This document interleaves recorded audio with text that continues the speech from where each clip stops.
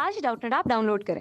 Doubtnut पर अपने सभी गणित, रसायन विज्ञान, भौतिक विज्ञान और जीव विज्ञान के डाउट्स का करो सफाया।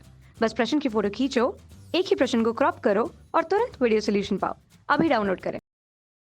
प्रश्न में हमें रबर की एक डोली जिसे गुलेल की तरह उपयोग किया जाना है, जिसकी लंबाई 10 सेंटीमीटर तथा अनुप्रस्थ काट क्षेत्रफल 4 मिलीमीटर वर्ग के बराबर है।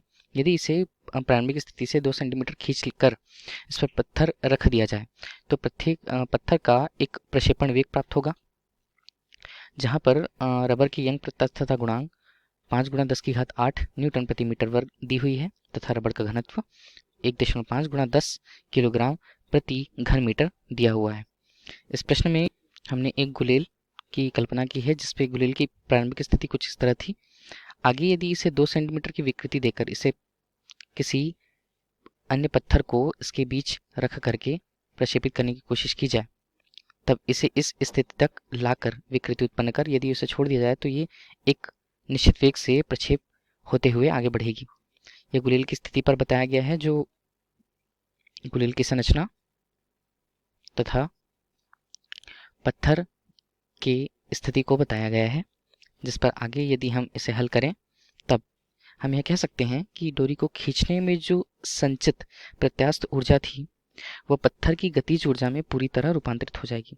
अतः हम कह सकते हैं कि प्रत्यास्थ ऊर्जा उस रबर के लिए उसके द्वारा प्रक्षेपित होने वाले पत्थर की गतिज ऊर्जा के बराबर होगी। जहां हमें यह दिया हुआ है कि यदि प्रत्यास्थ ऊर्जा जो है, हम इसकी चर्चा अलग से करें तो प्रत्यास्थ और यदि प्रतिबल के मान प्राप्त न होने पर हम प्रतिबल को प्रतिबल और विकृति के अनुपात यंग प्रत्यास्थता गुणांक से देखें तो इसका मान यंग मापांक एवं विकृति का 2 बार गुणा होने के कारण विकृति के वर्ग गुणा आयतन के बराबर होगा, जिसे हम समीकरण 1 नाम दे सकते हैं।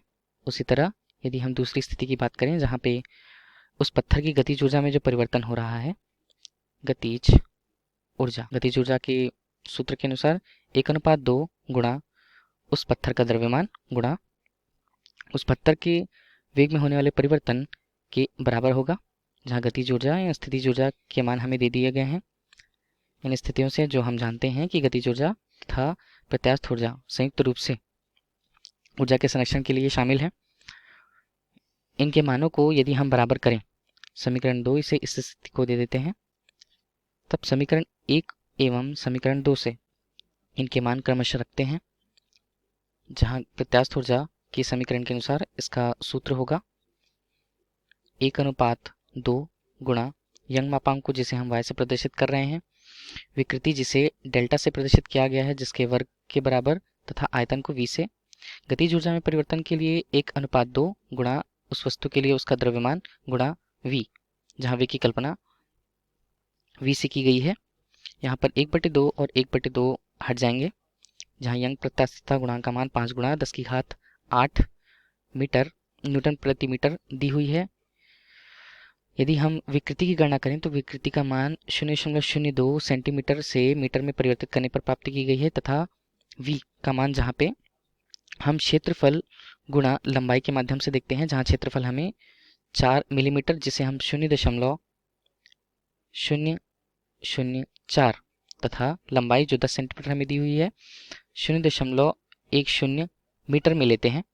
जहाँ द्रव्यमान पत्थर की बात है वो हमें दी हुई है 20 ग्राम, जहाँ पे उसके मान 0.02 हम लेते हैं।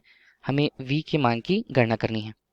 इन सभी मानों को एक स्थान पर रखते हुए यदि हम गणना करें 5 गुणा 10 की घात 8 गुणा 2:100 का वर्ग गुणा 4 को हम 4:1000 गुणा 10 को 1:10 हम रख सकते हैं। इसके मान को 2:100 रखने पर v वर्ग के मान जिसकी हमें गणना करनी है। अंततः गणना करने पर v के वर्ग का मान हमें 5 गुणा 10 की घात 8 गुणा 4:10 की घात 4 गुणा 10 की घात 3 गुणा 1:10 गुणा यदि 100 का गुणा हम इस तरफ करें और 2 का भाग दे दें, तब इनके मान में पूर्णतः हम सभी मानों को देखें 10 की घात 8 इन सभी हिस्सों पर कट जाएंगे, जहाँ 500 अनुपात 2 4000 हमें प्राप्त हुआ है। 4000 का यदि हम वर्गमूल निकालें तो वर्गमूल के पश्चात जो मान प्राप्त होगा वह 20 मीटर प्रति सेकंड को प्रदर्शित कर रहा है। इसी स्थिति या इसी अनुपात का मान हमें दिया हुआ था। हमें पूछा गया था कि यदि पत्थर को प्रक्षेप किया जाता है किसी निश्चित भार के तब उसका वेग कितना होगा। इस प्रश्न का उत्तर इस प्रकार 20 मीटर प्रति सेकंड है। धन्यवाद। कक्षा 6ठी से 12वीं से लेकर नीट, IIT, जेईई वो एडवांस के लेवल तक 1 करोड़ से ज्यादा छात्रों का भरोसा। आज ही डाउनलोड करें डाउटनेट ऐप या व्हाट्सएप करें अपने सारे डाउट्स 8400 400 400 पर।